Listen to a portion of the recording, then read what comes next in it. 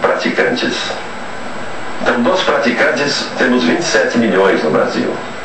E na área dos pentecostais, já somos 25 milhões, quase empatado. Os pentecostais são praticantes.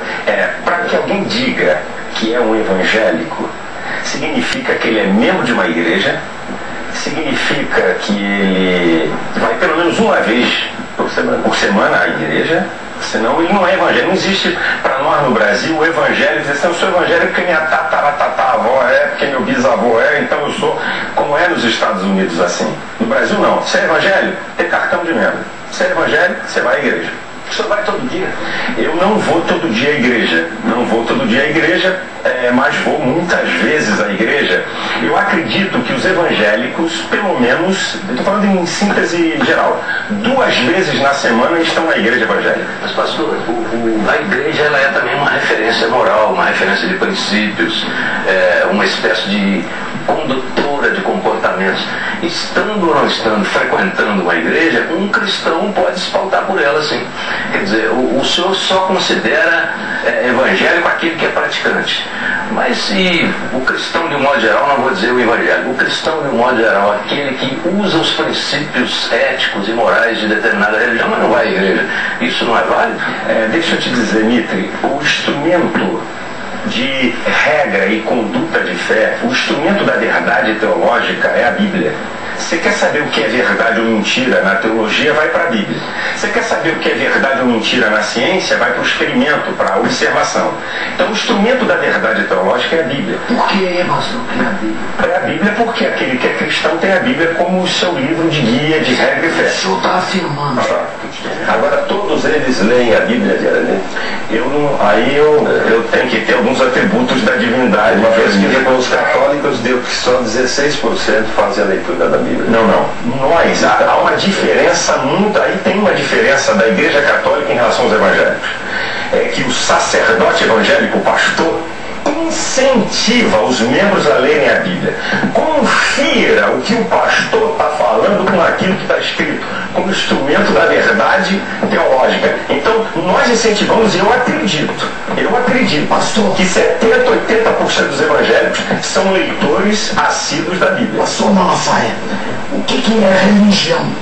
A religião, o religare, está ligado com Deus, se voltar para Deus. Mas na Bíblia, a verdadeira religião definida pela Bíblia é o indivíduo se afastar da corrupção do mundo. Tiago escreve isso. Porque o mundo é corrupto. Não, o mundo, como fala, esse mundo é o sistema dominado, dirigido pelo diabo, que leva as pessoas a desobedecerem a Deus, a contrariarem princípios de Deus. Onde é que está escrito isso? Onde é que está? Na Bíblia, na palavra de Deus. E a Bíblia escreve isso, e a sociedade que nós vivemos... Mas então o mundo é O mundo é um sistema. É um exílio, é uma condenação que Deus impôs a cada um dos seres para que ele viesse para um lugar corrupto e impossível de ser feliz. Ao contrário, Jesus disse em João 10, presta atenção, o mundo, o sistema. Agora, Deus, quando fez o homem, fez essa terra, ele fez tudo perfeito. Quem corrompeu isso foi o homem, desobedecendo a Deus. Foi o homem que corrompeu tudo isso, e por isso que nós vivemos esse tipo de coisa. E tem mais, Otélis. Quanto mais o homem se distanciar de Deus, mais ele vai entrar num buraco sem saída. Porque a criatura se realiza no Criador.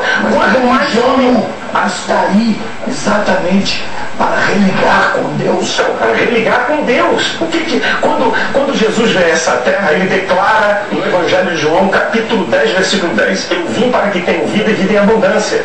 O amor de Deus é algo tão incomensurável que diz que Deus amou o mundo de tal. Não tem medida. O amor de Deus é tão grandioso que apesar do homem está pecando, está errando, Deus enviou seu filho para resgatar esse homem, para voltar ao seu estado original da criação, porque Deus criou o homem para ser perfeito, para ter comunhão perfeita com ele. Então, o propósito de Deus para resgatar esse homem. O senhor está afirmando que Deus cometeu um erro brutal. Não, eu não estou afirmando isso. Na medida em que ele hoje não consegue os seus propósitos, que é ter na terra um lugar de felicidade, de amor, de paz. Nós acabamos de concluir que a Terra é o contrário. É um lugar de corrupção, de maldade. Eu não dei essa conclusão, eu não fiz essa assertiva. O que Deus faz? O que Deus deseja para o homem? Deus deseja que o homem viva feliz, mesmo no meio de adversidades e de erros e de pecados. Esse é o desejo do propósito de Deus. Agora, existe a vontade absoluta de Deus e a permissiva. O que é a vontade permissiva de Deus? Deus criou o homem com livre-arbítrio, o direito dele fazer escolhas. Deus não quer que ninguém o siga obrigatório. Então, a vontade permissiva de Deus permite com que você, o Mitre, o Parada, o Joemir, eu e qualquer outro ser humano, eu posso escrever também a minha história. Deus permite a vontade. Deus está no controle de todas as coisas. Estar em controle não é interferir no processo o tempo todo. Estar em controle é interferir no processo a hora que quer, do jeito que quer e da maneira que quer. Mas Deus permite eu escrever a história. Livre-arbítrio, pastor. Como é que a sua igreja vê todos esses 2000 anos de teologia no mundo católico, com grandes doutores da igreja, Santo Agostinho, São Tomás de Aquino? Vocês desprezam tudo isso? Não. Quer dizer, é direto a relação com a Bíblia? Não, a Bíblia é um desperdício terrível. Não, ao contrário, porque todos eles tiveram relação com a Bíblia. Mas o que é Santo Agostinho para o senhor?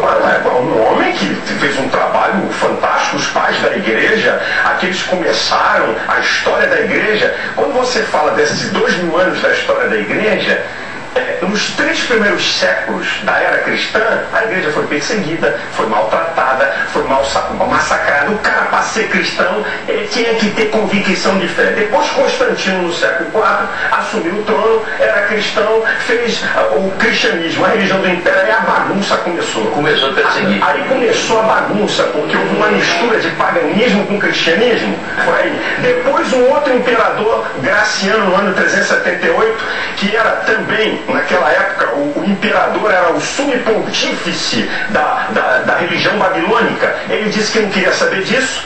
Damásio era o bispo em Roma e ao mesmo tempo o cara foi chefe de uma religião apóstata e ao mesmo tempo chefe da igreja cristã. De lá para cá, meu amigo, bagunçaram. E para mim, aí começa a igreja católica a se desvirtuar daqueles princípios do evangelho que estão na Bíblia Sagrada. E aí você vai vendo a história de concílios e o que a igreja católica introduz nas suas normas de regra e doutrina. Muito bem, pastor. A principal divergência, uma das grandes divergências entre a igreja católica e as pentecostais está na veneração aos santos e mártires. Vamos ver agora o vídeo que detalha essa e outras diferenças.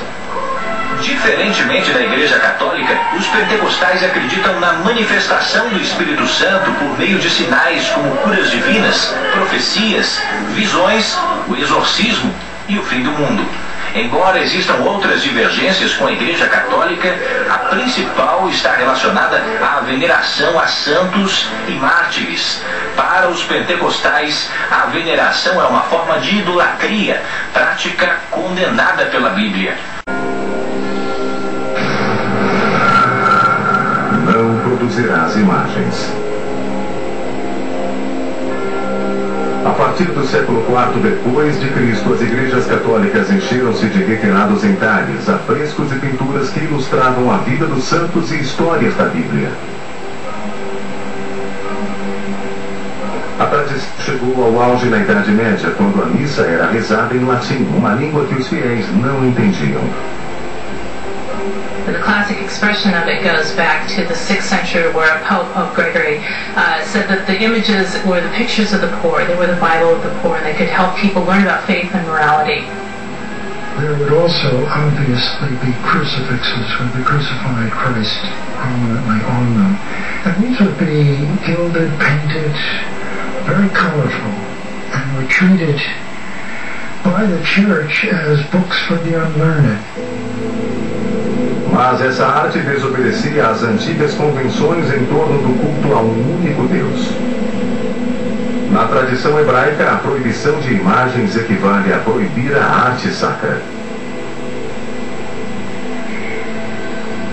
Não farás para ti existe escultura nem figura alguma do que está em cima nos céus ou embaixo sobre a terra ou nas águas debaixo da terra. Êxodo 20:4.